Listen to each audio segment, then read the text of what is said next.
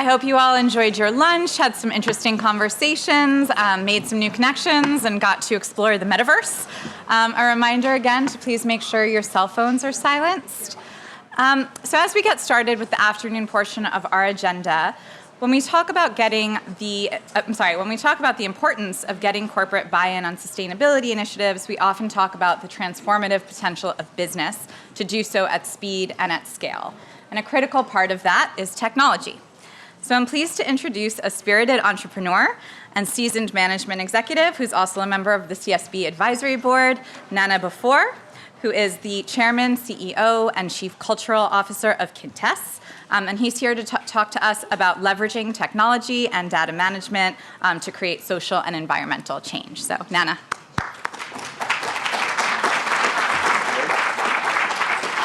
Are we on? Is the mic? Can you guys all hear me okay? Yep.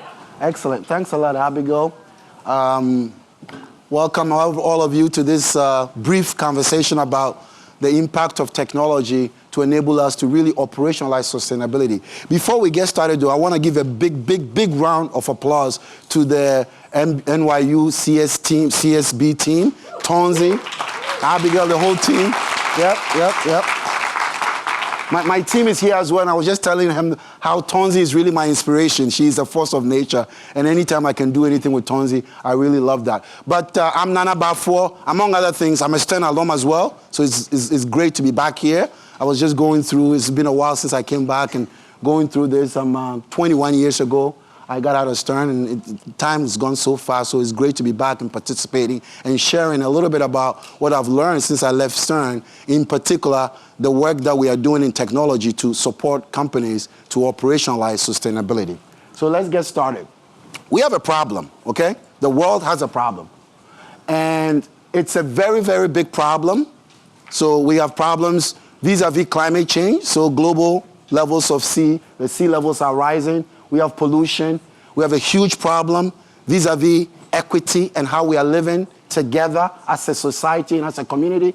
And then, of course, just this week, we were reminded about the volatility in our economic infrastructure and economic system through what happened to the banking sector. And so this is a big problem that is calling for urgent and immediate solutions. And this problem, unfortunately, is something that we all have to come together to solve. Now, as we go through our day-to-day, we're generating a huge amount of data, right? Every interaction that you have today, if you reached out to your family, your business associates, negotiations with suppliers, even as you're crossing the street, we generate a huge amount of data. And so the good news is that we are generating a huge amount of data, and we believe that we can combine data that we are generating with innovative technology to be able to respond to the problem that we have. And that is at least the good news, even as we are responding to that. And so how exactly are we going to be able to combine data, innovative technology, to support our sustainability efforts and operationalize that? Let's talk a little bit about the 5 key areas that we believe we can have impact. So the first thing is about ESG reporting. Of course, there's been a lot of discussion about ESG, and I know this conference is talking about the politicization of ESG, but the fact of the matter is that better ESG reporting is going to enable us, from a regulatory perspective, from every perspective, to really understand what it is that we are doing, how should we be doing it, how can we support that so that we can have that impact. An area, significant area, that we can use technology to support is the supply chain. We all lived through the COVID, and in fact, some of the remnants of the supply chain disruptions are still going on today. Now, on the other side, our supply chain has gotten even more complex. For most of you guys, or most of us, we are using delivery systems and so forth and so on for the last mile. So think about it. About 5 or 6 years ago, most of us would shop by going to our neighborhood grocery store, right? Even though you could buy things online and so forth. In terms of our day-to-day, you went to the centralized location that was close to you. Now, that is being blown up with all this kind of delivery. And so if you think about the complexity of the supply chain, this has become a real issue, and its impact on pollution and so forth and so on is another thing. Manufacturing, there's a lot of talk about how the manufacturing capacity of the U.S. is being depleted with offshoring, nearshoring, how we have to recoup that. It's a huge amount of opportunity to get efficiency in manufacturing. And then, of course, assessing impact all across is very important. Lastly, but not the least, is as we are talking about how we are living together, it is important that we talk about DEI, which is diversity, equity, and inclusion. And so we're going to spend a little bit of time talking about these 5 things and how technology coupled with data can be used to help companies operationalize sustainability. So here, measuring ESG data and how it flows through the organizations and corporations, and how is it that it can be used to make better decisions. Increasingly, new rules and regulations, both from a regulatory perspective as well as from a best business practice perspective, is being implemented, deployed, and companies need tools so that they can gather this, see how it's all flowing through. There is some existing platforms that already done a great job, like SAP, for example, does a great job in some of the data. I know some of you may be using it. But there's new and emerging technologies, like Novisto, which is a new platform, Audit Board, and Velocity EHS. These are all new ESG sort of platforms where you can aggregate the different types of efforts that you are doing, whether it's in your supply chain, some of it through, SOX compliance, et cetera, to give you the tools to see how is it that what you are doing is having impact on a day-to-day basis. One of the big areas that we spend a lot of time about sustainability is, of course, our energy consumption, right? And so more and more, there are tools to be used to be able to manage and track your energy consumption through IoT and sensors and so forth. And we're talking about a few of these platforms like Wadix, Eastside Energy, and Innovitas. These are platforms that some of you may know or may not know. And if later after this conversation you want to talk to me to understand a little bit better, myself or my team, we're ready to do that. But these are all platforms that companies can use to track their energy consumption, to manage their energy consumption, and in so doing, to be more efficient in terms of how they are using energy. Now let's talk about supply chain, because I think this is one of the biggest areas that, frankly, sustainability is focused on, and rightly so.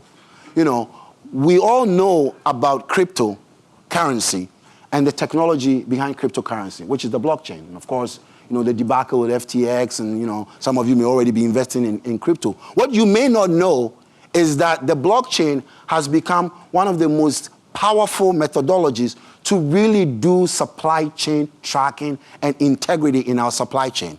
And so if you are here in New York and you are worried about where your clothes are coming from, where your food is coming from, well, companies are beginning to use blockchain to be able to track the whole chain from some cattle ranch in Brazil all the way to maybe your favorite steak restaurant in terms of the meat that you are consuming and where that meat is, and whether it's coming from a forest that has been, unethically sort of torn down, and et cetera, et cetera, et cetera, et cetera. So that's a big thing, for example. When we think about clothes, you think about whether the factories that are producing the clothes that we wear, they are observing the right labor regulations, international law, and so forth and so on. So the blockchain is a very powerful technology that is helping in supply chain. And companies like Ford Motor Company, Nestle, FedEx, and so forth are using supply chain to great effect. And then from a manufacturing and even supply chain perspective, we're talking about robotics and automation, and this great technology, machine vision, and so forth and so on, that are being used to kind of help companies track, for example, the shelf life of perishable products and so forth and so on. And at Qintess, we are working with some great companies to be able to kind of help them use robotics and automation to be able to do that kind of tracking, that kind of transparency. And so these are a few of the technologies that companies are using to impact the supply chain as they try to make their supply chains more sustainable, et cetera, et cetera, et cetera. Now, we're talking about manufacturing. Everything that we interact with, everything is manufactured somewhere. Everything is manufactured. And so when we think about, every so often when I go through a weekend at home, at the end of the Sunday, I look at the garbage that, and there's only 3 of us, myself, my wife, and my son. And you just say, wow, how is it that just 3 people over a 3-day period or 2-day period can create that much waste, right? And I don't know if any of you have had that kind of experience, but it's really amazing the kind of waste that we generate on a day-to-day basis. And so if you think about an individual family of 3 and you multiply that billions and billions and billions, you begin to understand the impact of having efficiency in waste management from a manufacturing perspective. And some of the technologies and approaches that are being more and more used have to do with executing a circular economy. And I think the retail guys, there's work here that the center is doing about circular economy and bringing a lot of good stuff to that. Of course, from a production perspective, the use of IoT, sensors, tags, RFIDs, 3D manufacturing, that's all being very powerful and being very used. Now, we're talking about DEI. And when we talk about diversity, equity, and inclusion, I think people confuse that with, critical race theory and et cetera, et cetera, et cetera. But the fundamental impact of DEI is how is it that we can create a better world for all of us, 7 billion or 6 billion that inhabit that. And from our perspective, there's 3 things to think about when you think about DEI. Employment, people being gainfully employed so that they can make a living. Healthcare, and one of the most critical things that people don't think about from a DEI perspective is the lived environment, where we are living in. And this is where smart cities come in. So we'll spend a little bit of time talking about technologies that you can use in recruiting, employee management, and also what's happening in healthcare from a technology perspective. And then, of course, smart cities. All of us here are inhabitants of some city. And the more we can make the city smarter, the better off it's going to be for all of us. So let's talk a little bit about technology and why is it that it's important that we all think about technology from a good perspective, but also we have to be very cautious about the biases that are inherent in technologies like AI and so forth and so on. And so this is important as we think about how data and technology can be used to help sustainability. We have to worry about how inherently it can also be used to exacerbate certain biases, because after all, people create technology, and that's also a very important thing. At Qintess, I want to talk about one of the things that we are doing from the DEI perspective. Those of us that are in the technology space, we pride ourselves at Qintess, for example, in helping our customers bring innovative technologies to solve business problems. But at the core of what we do is people. And so at Qintess, one of the big areas that we spend a lot of time on is our training programs and academies, where we use that to bring in talent with a focus, minorities, women, LGBT, and so on and so forth, because we believe that since technology has become such a great catalyst for value creation, for good, for a better world, if we can bring more people that historically haven't had access, we will be doing something great. And so our academies are ways in which we bring a combination of hard skills, soft skills, for people to be able to do the kind of work that we do for our clients, which is agile, design, innovation, et cetera, et cetera. 50% of the trainees that we bring into our program are women. We're very proud of that. And increasingly today, which is a rarity for a lot of technology companies, 40% of our leadership are women. So we also feel very good about that in terms of how is it that we are making technology impactful in the lives of our professionals. And so this was just a brief overview of ways in which technology can be helped to support sustainability and to make sure that as you go back to your respective companies, your organizations, you can be able to understand that you can accelerate your ESG efforts through technology. There are tools available there. There is data that's being generated that's going to give you more insights. And combining data with innovative technologies, you can be able to do that. And so even though I started off my conversation by talking about how we have a problem and that is an urgent problem, I want to end up by saying that at this moment, I am very optimistic that the challenges that are confronting us, climate change, diversity and inclusion, economic uncertainty, are also opportunities.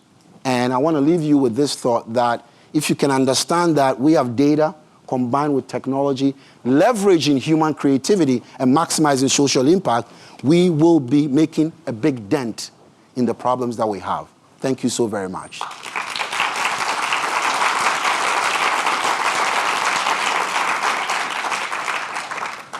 Time for a couple of questions, Yes. if anyone would like to ask anything. Your hand is up? Yeah. Go ahead. Just tell me your name real quick. And then, sure. Yeah, my name is Sebastian. I work at PwC in the ESG consulting space.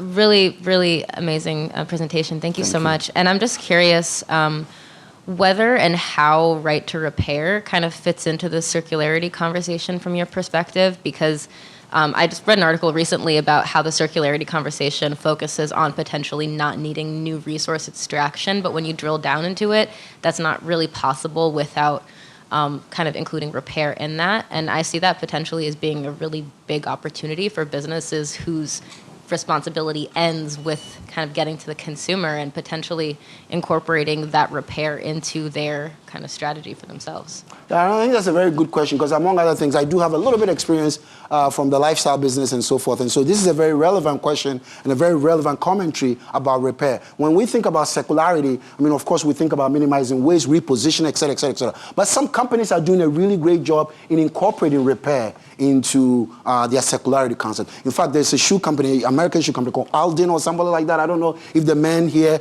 have, it's actually out in Maine or something like that. And they do a great job. They give a guarantee on your shoe for, I don't know, 20 years, 30 years, 40 years. And so what happens is that if you wear it out, you can send it back, you can repair it, and bring it back to you. And for most men who would rather live with one shoe or two shoes, this is perfect, right? You don't have to keep buying a bunch of shoes, right? You can just have two shoes all your life. So the repair concept is a beautiful thing, and I'm a big proponent of that. And I think increasingly, I mean, there is some element of that when you think about the platforms that are bringing used wear, and even, in fact, luxury used wear. You talk about women's expensive handbags, right? So there's an element of that where some companies, some fashion brands are taking advantage of that. And so they are saying, bring it back to us, we'll repair it, and let's put it back in the system. So I think repair is a very big part of the circularity economy, and a lot of brands are beginning to take advantage of that. Thank you so much, Excellent. Nana. Thank Really you. appreciate it.